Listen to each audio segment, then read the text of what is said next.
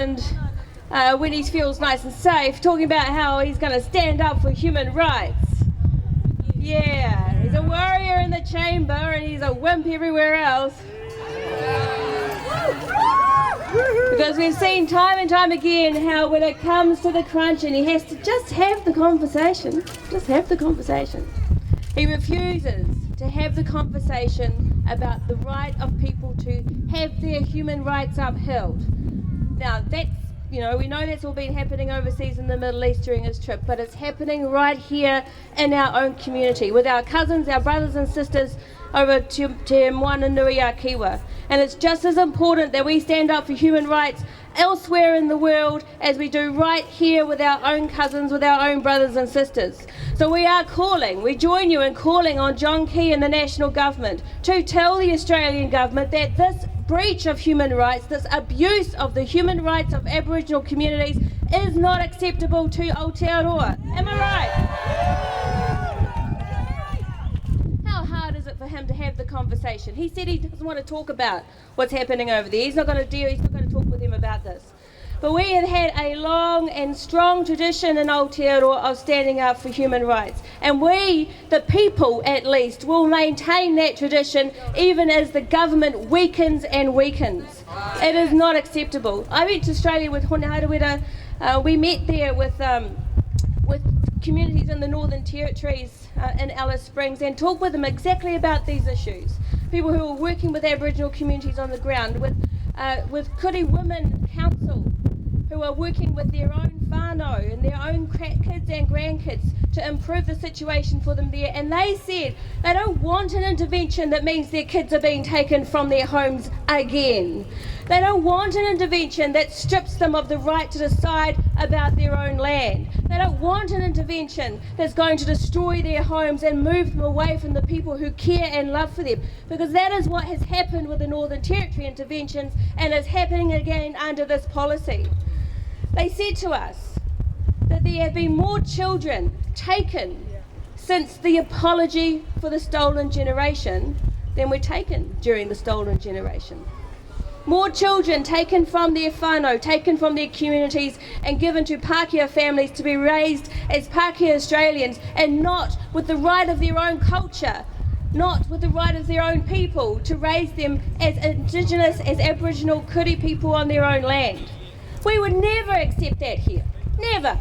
And so we will not accept it there either. And so we stand in solidarity with all of those communities in Australia, the Pākehā communities there and the Kuri communities, and saying we will not accept it and we will apply every pressure we can through our government, through our people, through our actions, for all of our networks that we can use to try to stop the second intervention that is going to destroy these communities. We will stand up for people. We will show solidarity for our Aboriginal communities, for our Aboriginal brothers and sisters and cousins over there, won't we? Won't we? Yep. Because it always was and it always will be what? Aboriginal land! Always was, always will be. Aboriginal land!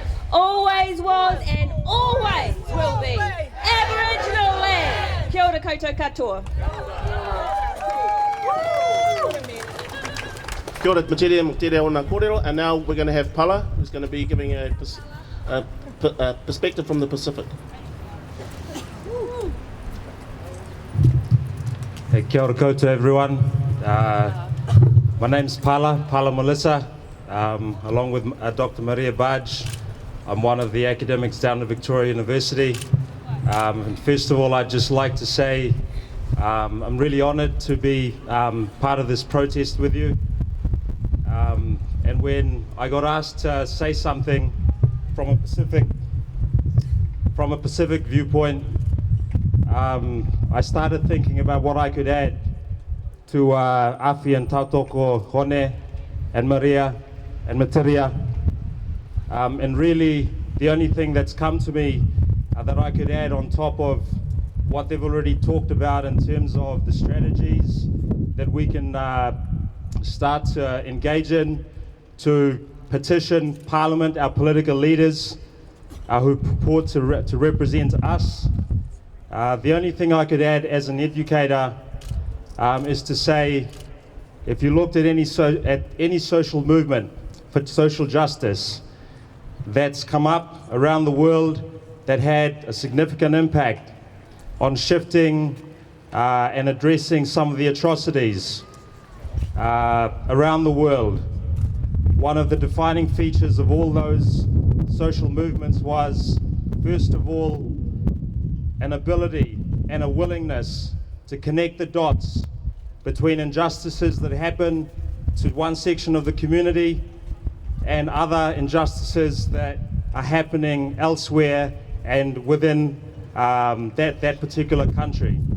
And if you look at the country of Australia, the first atrocity that ever happened when the English set foot there was certainly the genocide of the indigenous peoples of that land. But there were also other atrocities that came along with it, including the atrocities of inequality that a class society, a class-based society was based on. And in fact, if you look at the history of Australia, it wasn't just a history defined by genocide and a white Australia policy. It was also a history largely defined by profound social struggles. Australia was the first state to ever win a 35-hour working day for its working peoples, its labourers.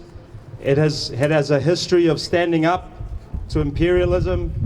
It has a history of supporting the liberal arts, the liberal education institutions, freedom of the press.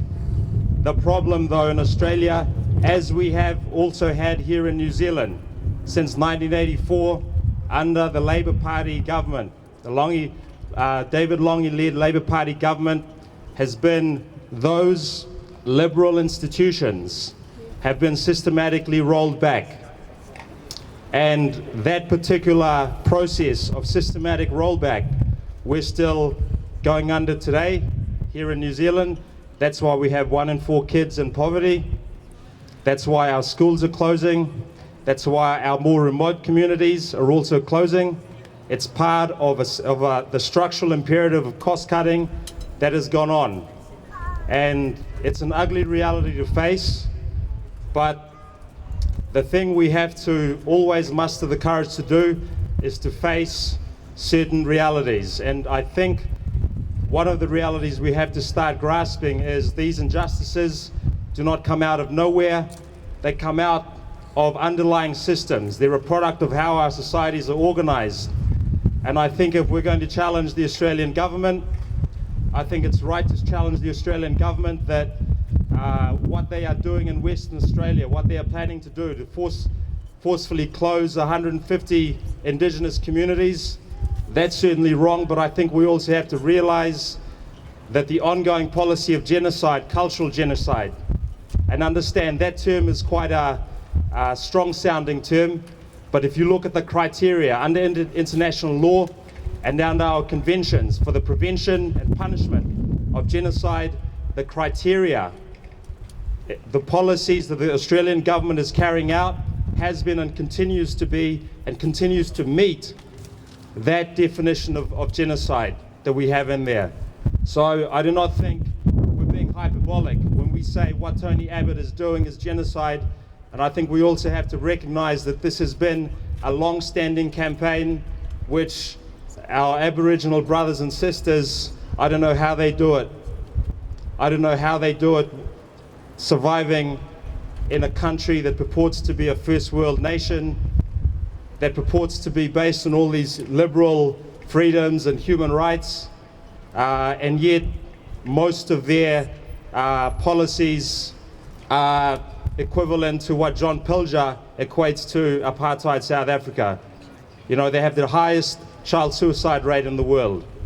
They have 5 to 8 times the incarceration rate of the height of the de Klerk-led South Africa apartheid government. And that's not realities that affect all of Australia. Those are the realities that affect our Aboriginal brothers and sisters.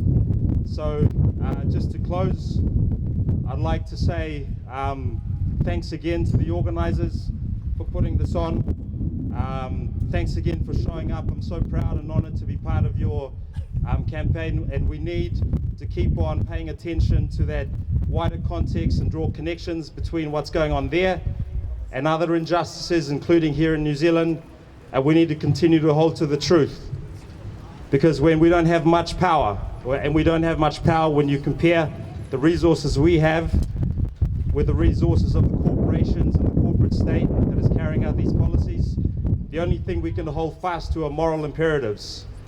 Yeah, what Václav Havel calls the power of the powerless.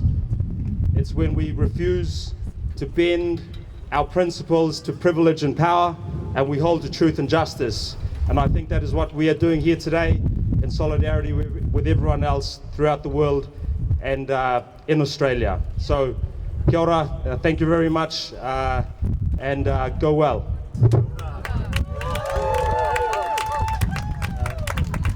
Kia ora for our final speaker. Hone's going to be reading out a statement and probably say some other stuff too. Kia ora mai anō. Again, to those who drew up all of those banners of all of those communities, pihia tu kia koutou. Amazing piece of work you've done, and it really shows how many of these communities are being shut down by this process across there in Western Australia. I've got just a message from a sister from over there, Aboriginal sister who just got out of jail after being arrested for daring to stand up for her community. To our strong and supportive friends, the Māori people and others in New Zealand, in Wellington, thank you all for standing beside us in unity and solidarity to fight against the government that has launched a racial attack on us, the First Nation people of this country, who have cultural and spiritual connection to our homelands, by forcing our communities to close down and making our people homeless in our own country. We sincerely thank you all from the bottom of our hearts, and we hope you continue to stand with us to save our homelands. From the people of Harrison Island, Western Australia. So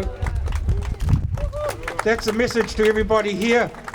I sincerely hope they get some of the pictures of you across in Western Australia.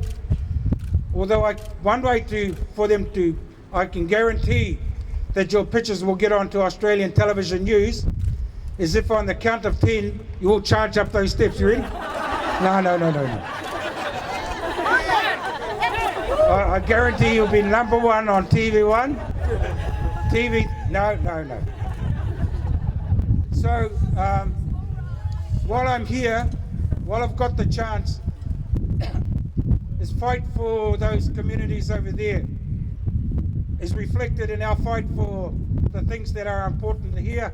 And in particular, I'd like to raise the issue of the fight for my whanaunga in and around Poroti, who are fighting to hang on to their water rights and to stop an overseas company from sucking out all of that water, turning it into bottled water and selling it to somebody else overseas, destroying the springs. My whanaunga up there have been doing it the right way, getting lawyers, going to court, going to tribunals.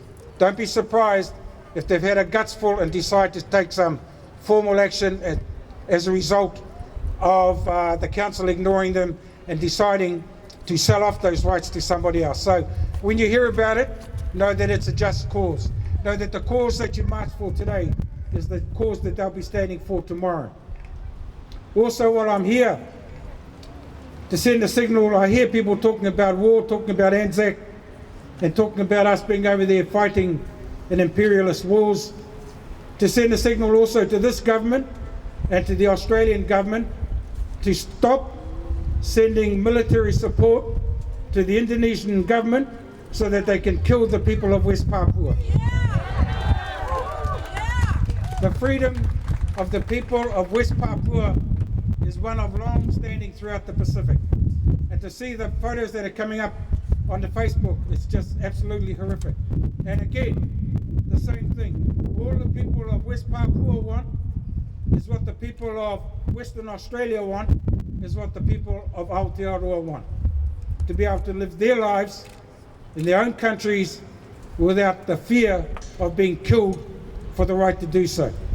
So me mihi atu ki a koutou katoa, hako ko wai, hako no hea koe. One other thing, just while we're here, I know Parliament's not sitting at the moment, but I've just heard an ugly rumour that, well, start off with the positive rumour. Thank you to Meteria and to all of the Māori MPs who have come out in support of this cause. Thank you also to the Green Party for standing up and being out there in support of this kaupapa as well. But I just want to send a message to Andrew Little and the Labour Party that it's not enough just to let your Māori caucus speak out on this issue. Either the Labour Party is opposing those racist practices in Australia, or they will be seen to be supporting racist practices in this country. So I don't really care how National acts, because Tony Abbott, John Howard, John Key, they're all pretty much of a muchness. When one of them takes action, you can be assured that the others will do exactly the same. But to all of us who have come here today, who come out to show solidarity in Wellington, those who will be marching tonight in Auckland, those who march today in Heretaunga and other places in Aotearoa and across Australia, power to the people, tēnā koutou, kia ora tātou katoa. Nō reire Tiwi, ko tērā tātou i noa nei. Just like to thank everybody for coming along. That was our last kai kōrero for today. And just for everybody to go back to your whānau, to your communities, and talk about these issues, let people know.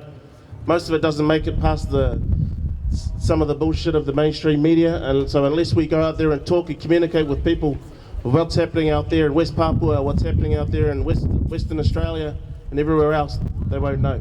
Nō reira, ki runga tērā o nā kōrero, always was, always will be Aboriginal land. Always was, always will be Aboriginal land. Nō reira, tēnā tātou katoa.